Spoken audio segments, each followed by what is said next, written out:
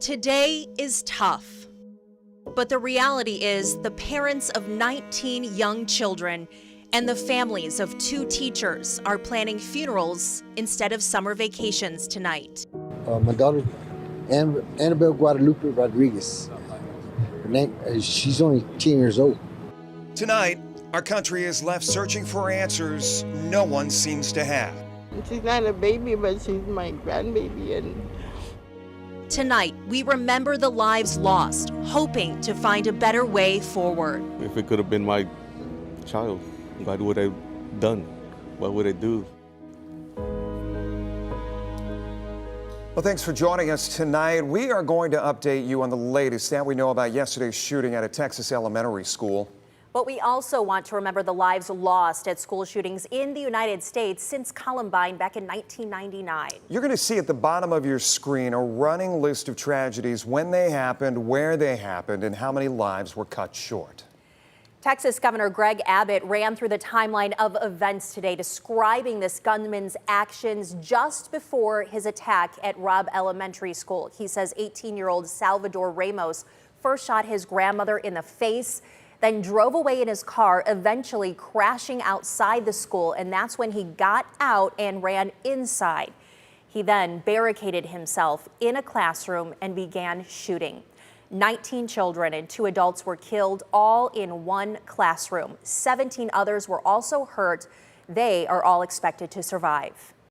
It is intolerable and it is unacceptable for us to have in the state anybody who would kill little kids in our schools. Children are a blessing. They're filled with laughter, innocence, and joy. Their love is a gift that parents get to unwrap every single day.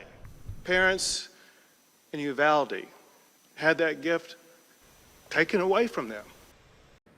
Officers eventually broke into the classroom and killed Ramos. He used an AR-15 style semi-automatic rifle in the shooting.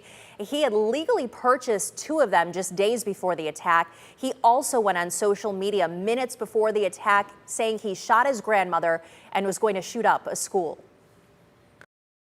You can't really put it into words. It makes you sick thinking about what those folks in Texas are going through.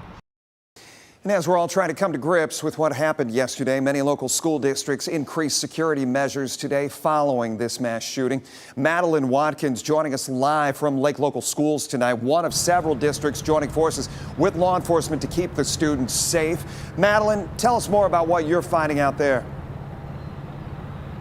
Yeah, Jeff, so earlier this morning before school even started, we heard that there would be a higher police presence right here at the Lake Local School District building. So I came on out here this afternoon and I actually saw at least 4 different squad cars kind of just patrolling the entire parking lot, kind of keeping an eye on everything. And this wasn't the only school district to implement this today. Representatives with Tecumseh schools say they will be strictly enforcing ID checks for guests who enter during school hours for the rest of the school year. Lake Local Schools joined forces with the police department, with the chief saying it gives families a peace of mind. Obviously, we never know if our presence prevents something from happening, but we're going to make that effort to at least let our community know that the safety of their children is of utmost importance to their police department. All schools in Monroe County will see more law enforcement in the coming days from local police departments as well as the sheriff's office. Bedford superintendent tells me this isn't a new concept to them though. Sometimes it's enough just to reassure everyone that we have many protocols in place district-wide. I don't want people to believe that we're just reactionary and we start doing things when there's a tragedy. These are obviously disheartening and heartbreaking. Both the chief and superintendent that I spoke to, representing districts miles away from each other, say one way we can put a stop to senseless shootings is if lawmakers provide more funding to keep students safe. Whether it's metal detectors or whatever the case, whatever the community feels will help them support, hiring additional liaison officers, which I would love to do myself. Those funds should be in the hands of schools to help fortify and strengthen and train. I would like to see some additional funding come down on the local level for mental health and law enforcement, because right here is the boots on the ground. Between our police officers and our mental health professionals, we need to do more to try and prevent this instead of react to it.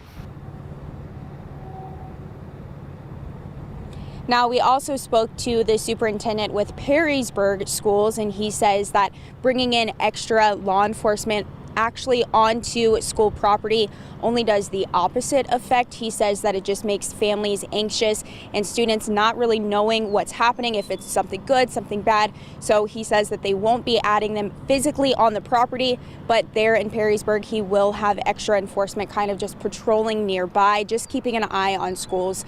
And I think that's what a majority of local school districts in our area will be doing, just to keep an eye on all of the schools to make sure students are safe. For now, I'm live in Lake Township tonight. Madeline Watkins, WTOL 11. Madeline, thanks. Well, yesterday's shooting can be really hard to talk about, especially in the classroom. And educators say it can be important to talk about, but more important to listen to the students' concerns. Tragedies like this can impact kids and teachers. People go into education to work with children because they have this deep love to want to work with students and to care about those students. So when this happens, it leaves them, just kind of hollow.